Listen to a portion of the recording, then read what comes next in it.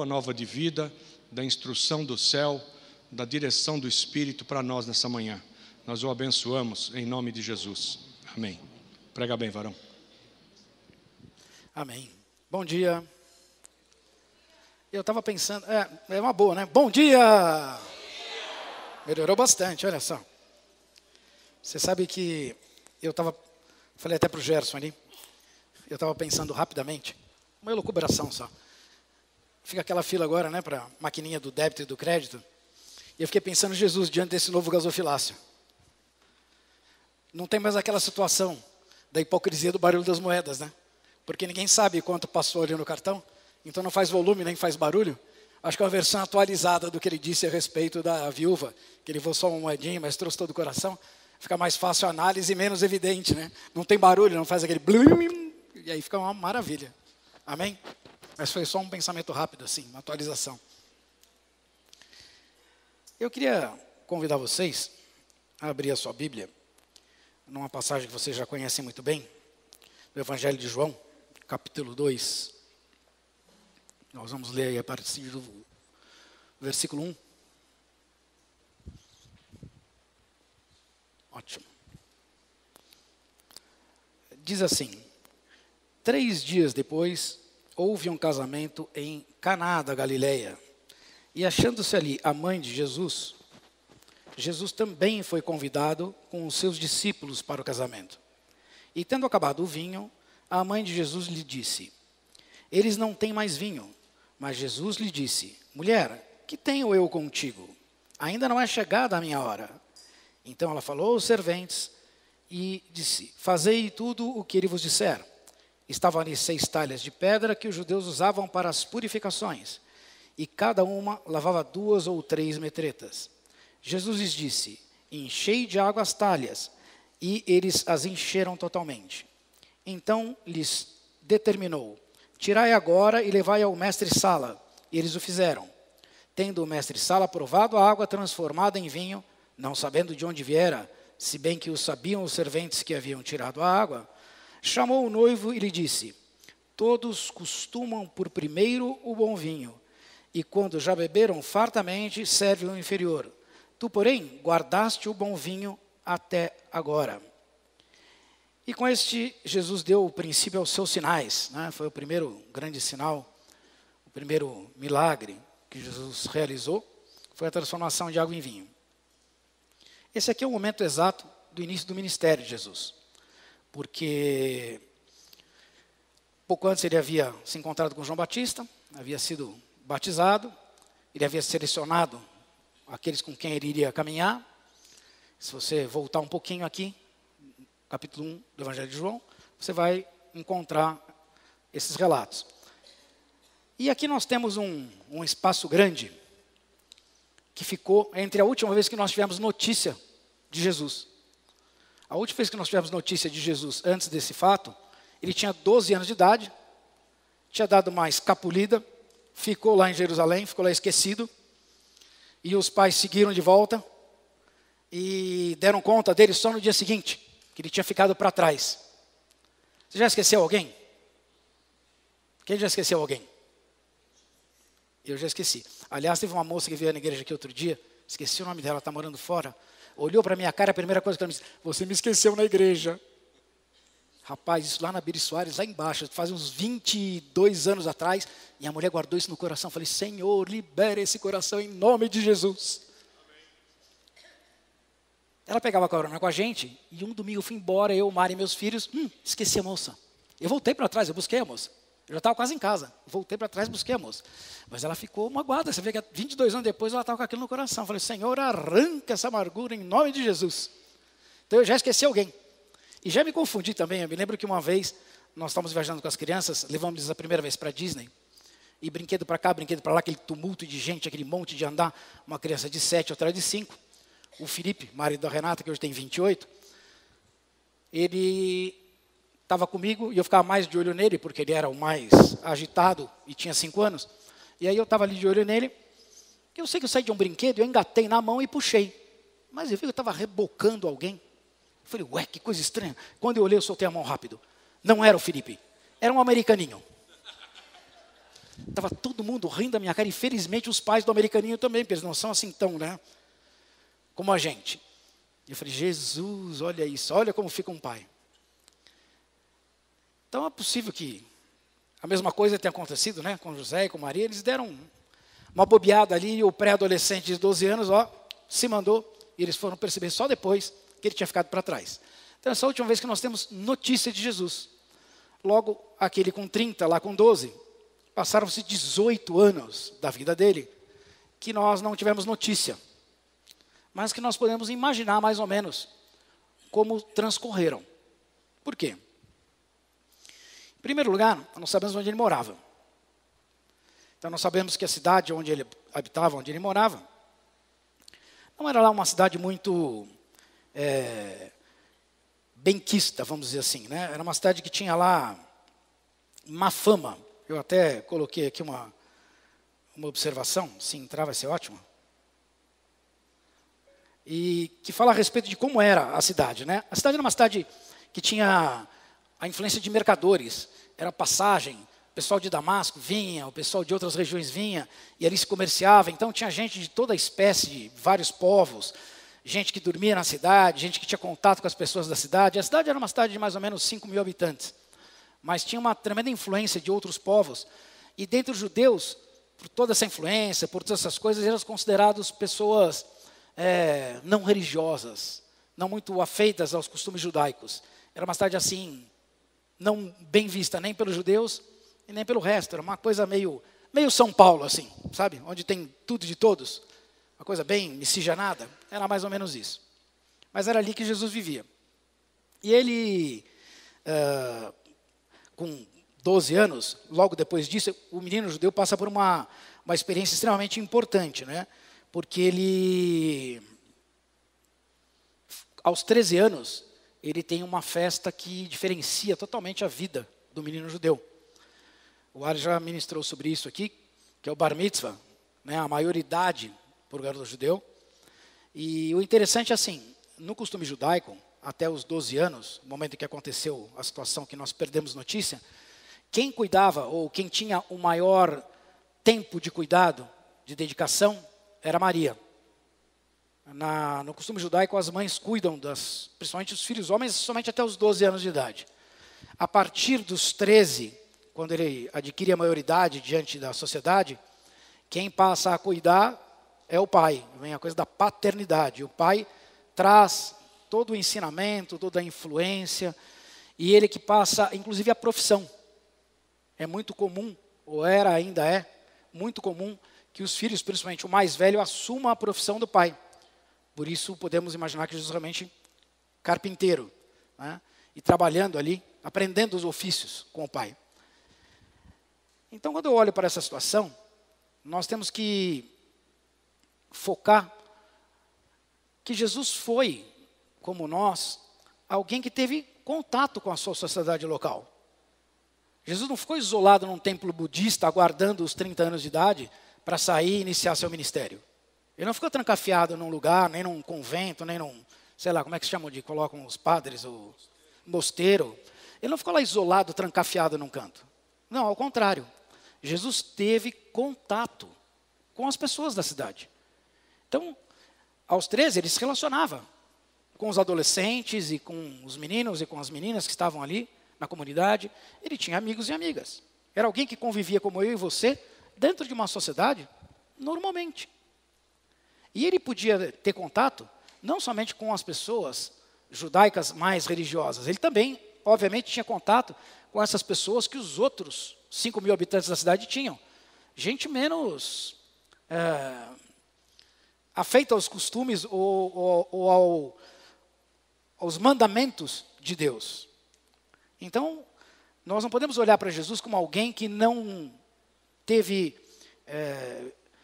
influência ou não teve a oportunidade de ser influenciado por situações desfavoráveis. E por isso nós podemos dizer que realmente ele é alguém especial. Alguém que mesmo diante de todas essas circunstâncias, não se deixou contaminar. Não se deixou macular. Jesus permaneceu num ambiente que para nós muitas vezes acaba trazendo coisas nada boas para as nossas vidas. Basta olhar para nós mesmos, né? Quando a gente sai na rua por aí e a gente encontra adolescentes hoje, de 13, 14, 15, 16 anos, você vê coisas que você fica arrepiado.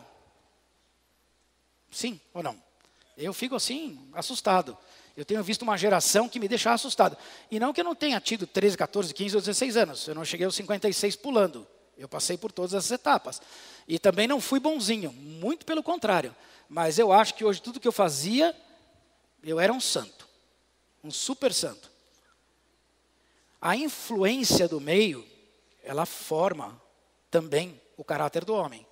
E se ele não tiver realmente enquadrado no propósito de Deus para a vida dele, a chance de dar errado é enorme. Enorme. Eu tenho um hábito de não botar o pé para fora da cama antes de orar bastante.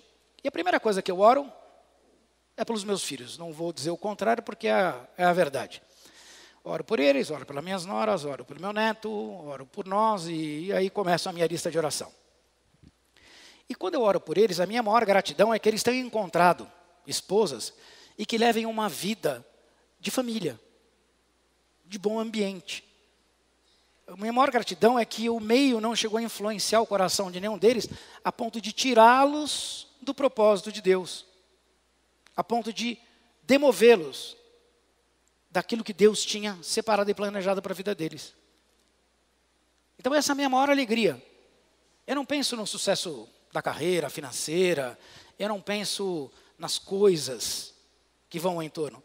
O meu coração se alegra porque eles encontraram boas esposas, as esposas correspondem, e porque eles juntos permanecem o mais próximo possível do propósito de Deus para a vida deles. Apesar das influências do meio. Porque assim como eu, eles também foram adolescentes. E eu sei dos perrengues que eu passei, o Ares deve ter passado os dele, e vocês aqui, que são pais como nós, sabem dos perrengues que a gente passa quando os nossos filhos estão aí sujeitos à influência do meio. E com Jesus não foi diferente. Ele não ficou trancafiado, pelo contrário. Você vê que a casa dele era uma coisa tão tranquila, do ponto de vista de pai e mãe, que chegaram a esquecer o rapaz para trás e só se deram conta no dia seguinte. Então não era assim, aquele cerco, sabe? Aquela coisa, né? Porque tem gente que fica, uma coisa. Uma conhecida nossa, recentemente, o filho foi estudar fora, com 17 anos. Ela não foi atrás dele com medo que acontecesse alguma coisa? Jesus do céu, rapaz. Isso acontece de verdade. É preocupante. E não pense você que você impede, que você não impede nada, porque na hora que você não está junto, pode ser 30 segundos, a vaca vai para o brejo. E vai mesmo. Vai mesmo. E eu vejo da geração dos meus filhos, um tem 30, o outro 28, um monte de vaca que foi para o brejo. E outros estão indo ainda. Inacreditável. Mas é verdade. Mas por que isso? Porque elas não têm sobre elas o projeto de Deus em execução. Porque elas não se encaixam no padrão que Deus desejou para a vida de todos nós. Quando você se submete ao Senhor, você se submete a um padrão que Deus já pré-estabeleceu para mim e para você. Não é isso que a palavra de Deus diz? Que eu e você já temos uma digital da parte de Deus para cada um de nós. Porque as nossas digitais não são iguais. Né? Todos nós temos digitais diferentes. Antes dos exames de DNA e essas coisas todas, nós encontramos digitais diferentes. Aliás, fizemos exame de DNA na minha família, os meus filhos, eu, minha esposa, vai estar todo mundo ali dentro da mesma casinha do DNA. Todo mundo tem o DNA coligado. Agora, digital não. A minha e a deles não tem nada a ver. Aliás, nenhuma das 10 aqui tem a ver uma com a outra. Quando você vai viajar fora, você põe lá os teus dedinhos, né? Ficam lá marcados.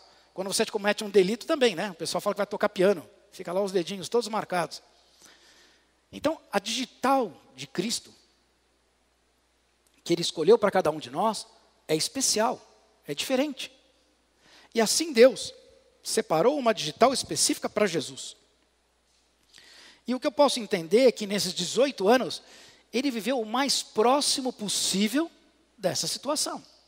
Apesar de viver numa família comum, como qualquer outra, numa cidade que eu comparei a São Paulo, podia ser igual ou pior. Uns amigos, adolescentes, pré-adolescentes, imagina a pressão que ele sofreu, por exemplo, para casar. Porque um garoto judeu aos 13, ele é emancipado, né? Ele se torna adulto e ele já está apto a casar-se. E imagina quantas moças, nós sabemos, nele não havia beleza alguma, e as pessoas interpretam que Jesus fosse um cara feio. Não. Só quer dizer que ele não era diferente da maioria. Era uma pessoa normal. Um cara que você podia passar por ele, normal, como outros tantos. Então ele não era feio a ponto de que alguém se horrorizasse com a aparência dele. Muito pelo contrário. Ele era alguém normal. Podia passar desapercebido. Mas nunca passa desapercebido do radar das menininhas, certo? Sim ou não? As moças estão sempre de olho, né?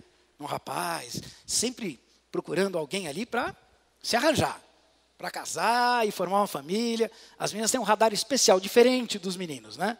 Os meninos ainda choram porque escolhem errado e fazem tudo torto, né? Mas a mulherada é mais planejada.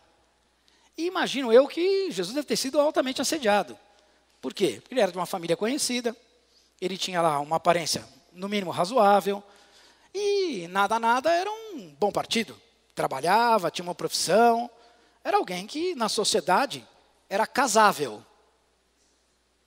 Imagine para ele como foi poder, com todos os hormônios que nós homens aqui temos, poder se enquadrar nas digitais que o Senhor separou para ele, as quais não incluíam uma companheira e um casamento.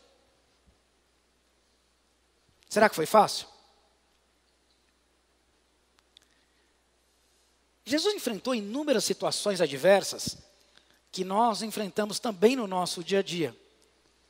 E eu continuo ressaltando que ele não se desviou nem 1 milímetro dessas digitais na própria vida. Veja bem, qual era a profissão de Jesus? Carpinteiro. Eu até imagino, não sei, uma imaginação livre minha, que nesse casamento das bodas aqui, talvez ele tenha sido convidado porque foi ele, quem sabe, fez o último trabalho dele como carpinteiro, como marceneiro. Quem sabe ele fez lá, como disse o Davi. Eu ganhei um quarto, lembra? Eu ganhei uns móveis para minha casa lá na Suíça, glória a Deus. Eu falei, rapaz, isso é moleza, isso é a especialidade do chefe. Se ele conhece como ninguém. Mandou móveis de primeira. Quem sabe esses móveis das bodas, do casal que estava se casando, quem sabe a casa não foi feita pelas mãos de Jesus. E lembre-se, Jesus tinha consciência do plano de Deus para a vida dele. E ele tinha consciência de que ele iria terminar num lugar onde nenhum de nós desejaria estar, que é lá na cruz. E foi um castigo terrível. Ele foi pregado na cruz, vocês se lembram? Pés e mãos, né? Na verdade, punhos. E o que ele, como carpinteiro, fazia todo dia? Batia um preguinho.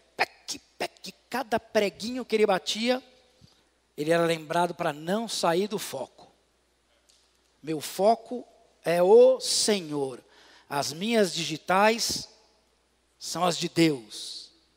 E o preguinho, ele fala, opa, sabe aquela mocinha que passou ali, que eu fiquei de olho comprido nela, bonita? Pec no preguinho.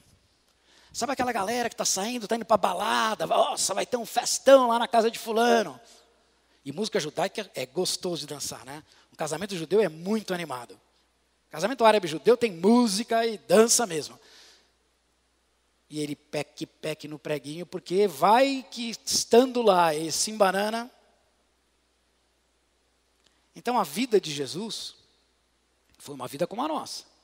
Em contato com a sociedade, com família, irmãos, irmãs, amigos e pretendentes. E até mesmo com o trabalho secular. Mas ele em nenhum momento se deixou contaminar por nada disso. E ele tinha digitais. E as digitais de Jesus são uma credencial especial. Eu até trouxe aqui o trecho de um livro que fala dessas credenciais, porque são números que são até difíceis de guardar, tão grandes que eles são.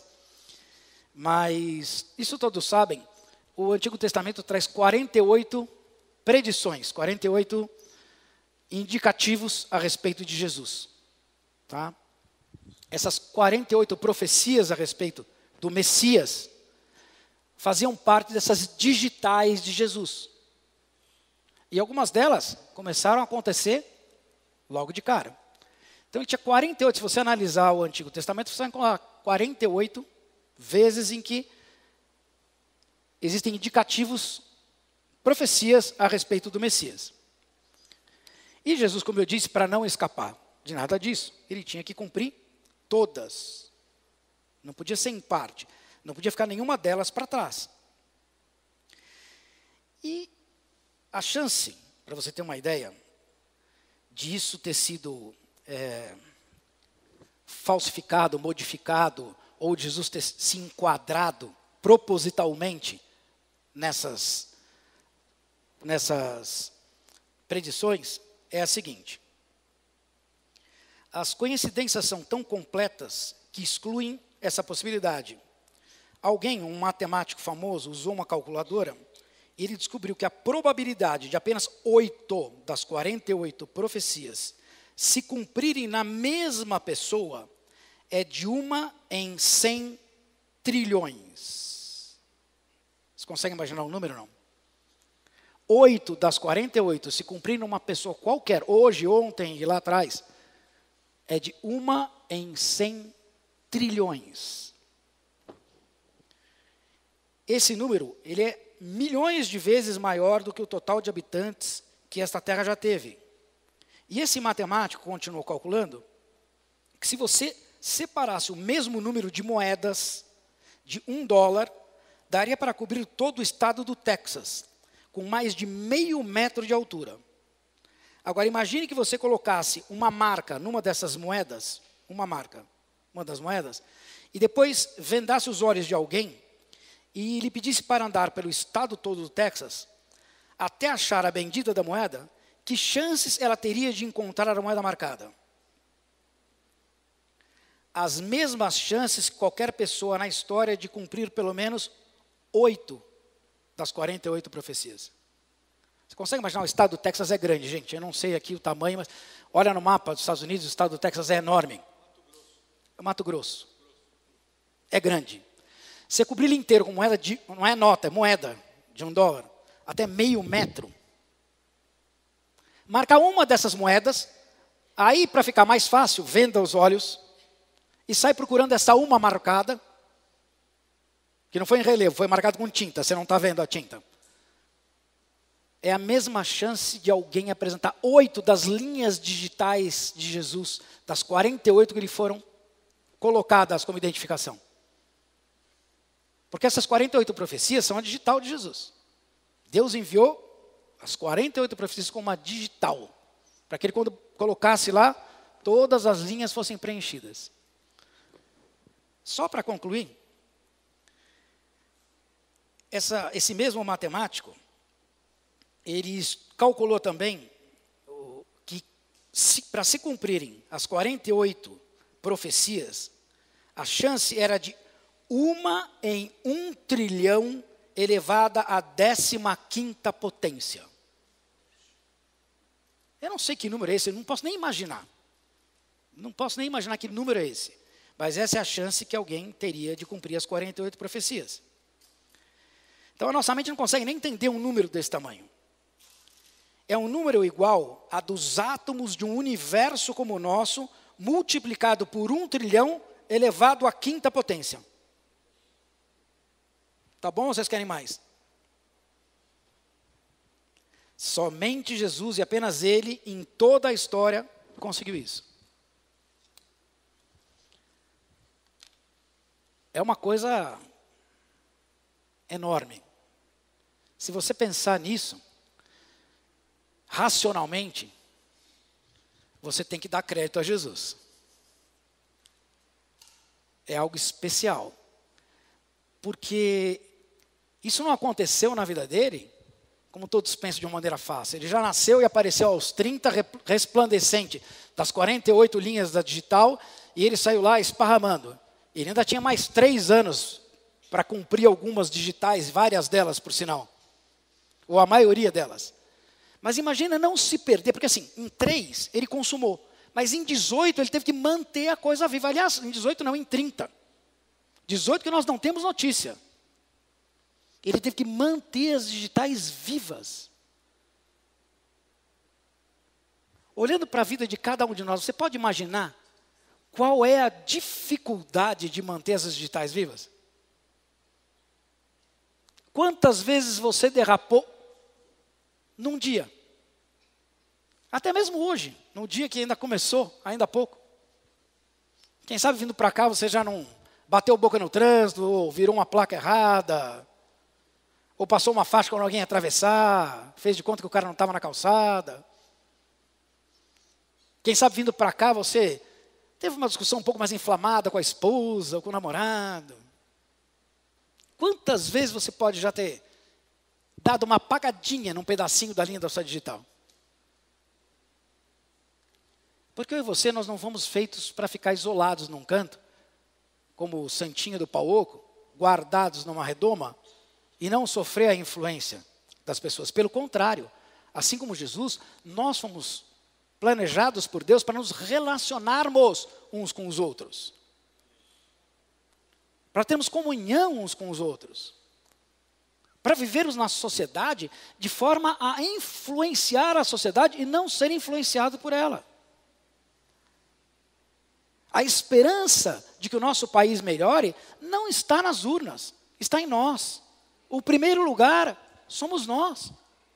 Se nós não fizermos a diferença, nós não vamos levar a diferença adiante.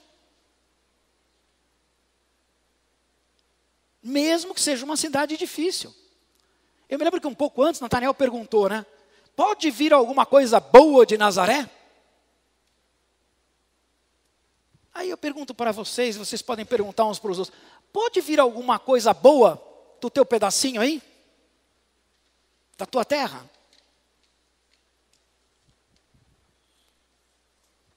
Por nós mesmos? Não, nada dava certo. Uma cidade de más influências, uma cidade ruim, judaicamente falando, péssima, pior delas. Não pode. Racionalmente ele tinha razão. Só que Deus tem uma especialidade fantástica. Ele transforma a maldição em bênção.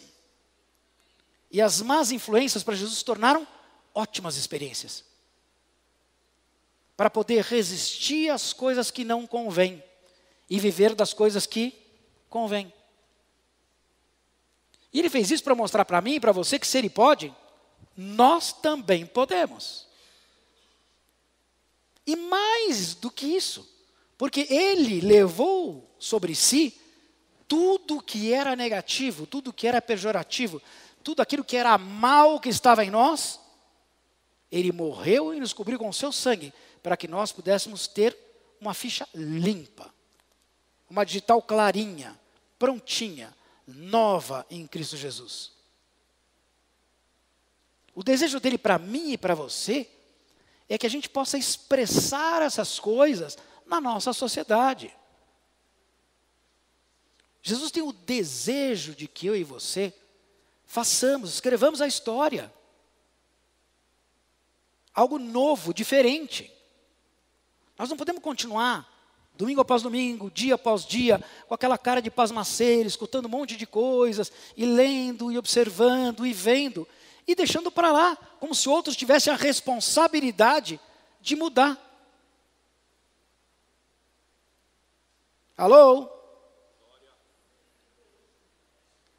É nossa responsabilidade, eu me incluo, nós todos aqui, é nossa responsabilidade fazermos a diferença, expressar as digitais diferentes que Jesus já nos mostrou como vontade do Pai para cada um de nós.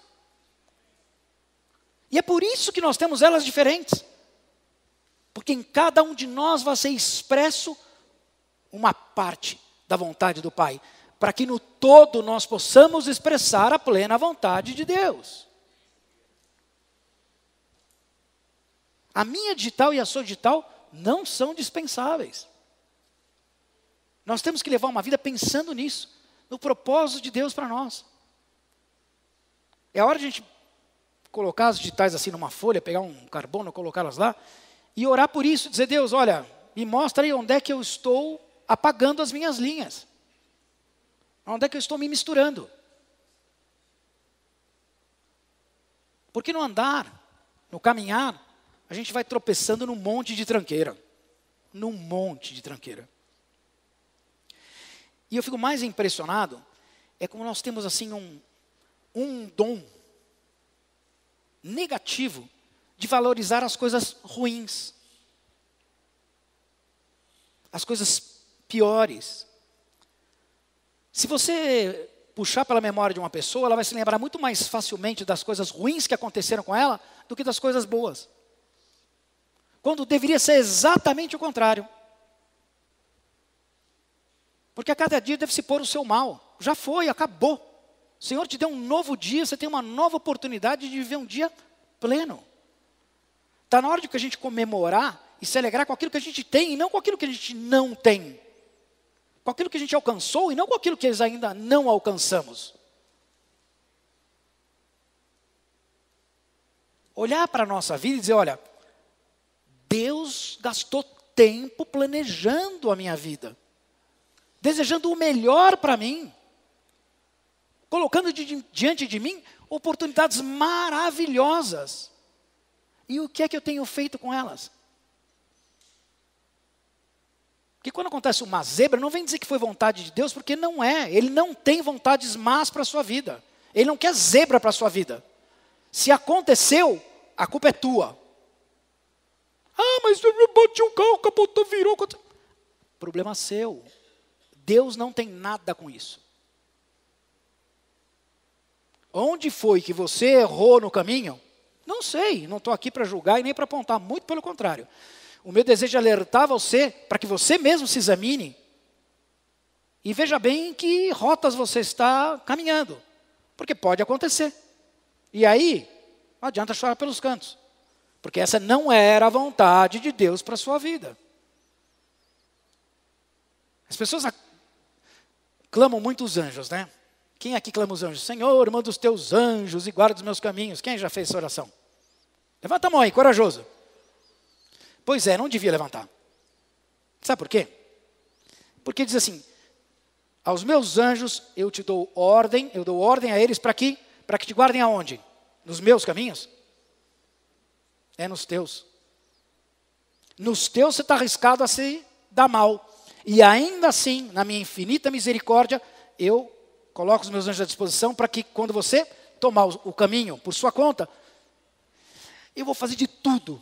Vai ter anjo amassado. O meu neto me prova que tem anjo amassado todo dia, porque ele toma as decisões piores e sai inteiro. Eu falo, Jesus, tem uns 4 ou 5 anjos ali amassadaço no caminho.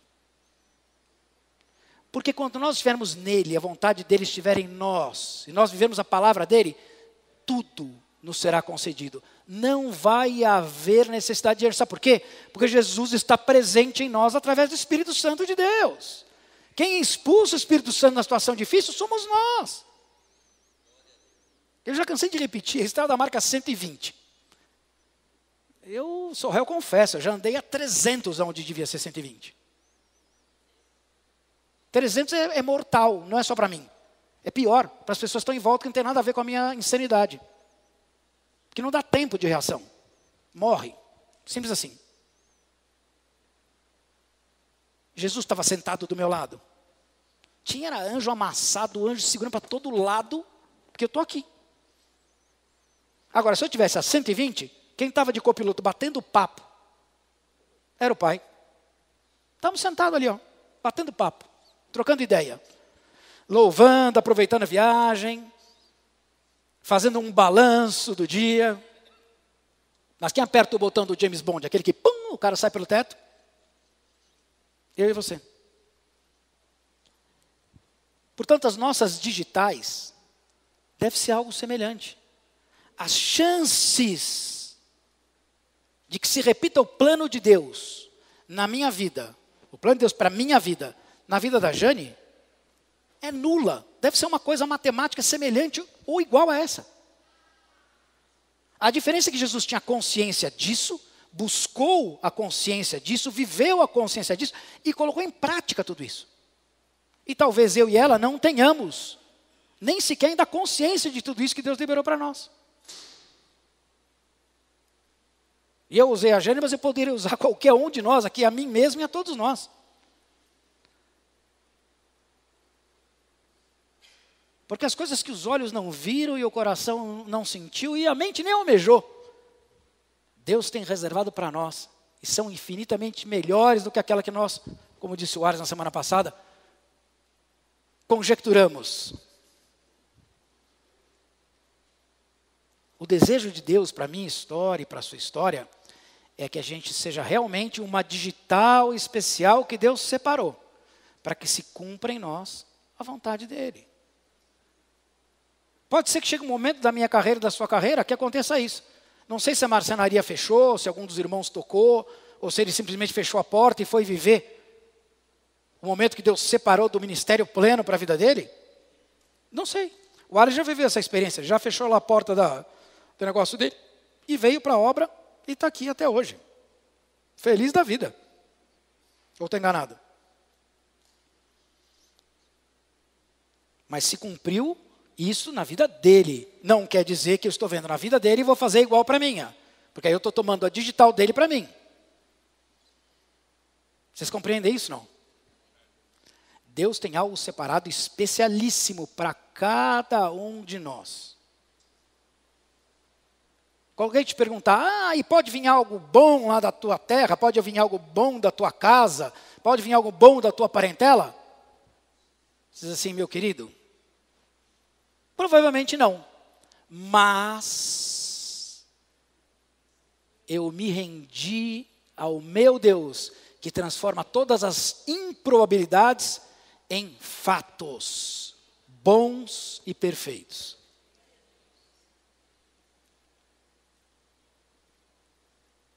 Mas eu vim de uma situação assim, vim de uma situação assada. Deus não olha para isso. Mas eu fui mais favorecido, menos favorecido. Deus não olha para isso. Deus olha para você como herdeiro, co-herdeiro dele. E Ele tem reservado para você coisas que você nem sonha que são boas. E você está lá apegado naquilo que é bom. O Ricardinho estava conversando comigo ao telefone. Ele estava viajando com a família. E aí o Rafael está tentando comer uma melancia. Ele agora está na fase do autossuficiência. Então ele quer comer sozinho, fazer sozinho. E obviamente ele não tem toda a desenvoltura para isso. Aí ele pegou uma melancia, que era 4 vezes o tamanho da boca. Ele não queria partir, queria comer a melancia inteira. Então ele não comia a melancia, estava super bravo. Mas também não queria deixar ninguém ajudar e nem ele mesmo partir. Ele estava preso naquilo. É aquela mesma história do macaco velho que não põe a mão em cumbuca. A cumbuca, já viram uma cumbuca, não? Parece um coco cortado pela metade, tem um buraquinho. Ele põe a banana do outro lado. O macaco vai lá, faz assim com a mãozinha, enfia a mãozinha lá dentro e pega a banana. Só que ele não quer soltar a banana de jeito nenhum. E ele fica preso na cumbuca e não sai. Era só soltar a banana e estava liberado. Ele podia ir embora. Esses somos nós. Agarrado, grudado, preso em certas coisas. E Deus louco para nos liberar e trazer coisas muito maiores e melhores. Preso num pedaço de melancia quando tinha melancia inteira para comer.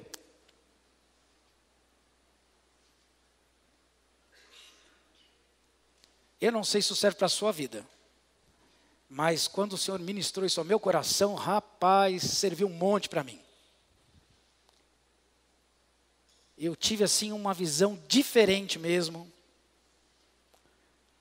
Porque quando eu imaginei esses números, eu falei assim, uau, ele imaginou isso para o filho, mas nós também somos filhos. Então, em Cristo, nós temos aí as nossas milhões de coisas que são unicamente nossas. Olha que troço maravilhoso, grandioso, especialíssimo. E que a gente simplesmente deixa de lado, nem leva em conta. Porque decidimos viver influenciados pelas pessoas, pelas coisas, né? Pela própria mídia, que diz para nós todos os dias que nós precisamos ter uma coisa que a gente nem sabia que existia. E de repente a gente vive para ter e possuir aquilo que nós nem sabíamos que existia. Pergunta para o Rafael o que é viajar até a Lua. Ele só sabe olhar para a lua e dizer para mim, vovô, lua, lua, lua. Mas viajar até lá, ele não tem a menor noção do que é isso. E se ele não tivesse desejo no coração, ele não vai ficar movendo todos os dias da vida dele para se tornar um astronauta e chegar até a lua. Ele pode continuar admirando a lua daqui como ele faz, me faz deitar com ele, deito no chão, daí na calçada, que nem um bobo, né? Vô é bobo. E fico lá olhando a lua, ele fica, lua, eu lua, lua, lua, vamos sair disso? Não, lua, lua, deita aí, levanta, deita, lua, lua, e fica nessa. Por que ele gosta tanto da lua? Não sei, mas ele gosta. E não está bom admirar daqui? Precisa ir até lá? Talvez não, né? Para outros sim, mas para outros não. O que eu quero que vocês orem hoje, e a gente perde um pouco o costume de orar uns pelos outros, e como nós vivemos em sociedade, e a igreja é composta de membros da sociedade, de famílias, então seria bom que você aproveitasse esse momento e a gente pudesse orar uns pelos outros, no sentido de que você possa ter um coração aberto, uma mente aberta, olhos abertos, para poder encontrar as perfeitas linhas das digitais que Deus separou para a sua vida. Porque nelas contém tudo aquilo que Deus se agrada. Tem um salmo que diz, quanto aos meus santos que estão na terra, neles está depositado todo o meu prazer. E é isso que nós temos que buscar. Você é um santo, você é separado, você é único. Busque de Deus, para que você seja por Ele, seja alegrado, alegre o coração de Deus. Amém?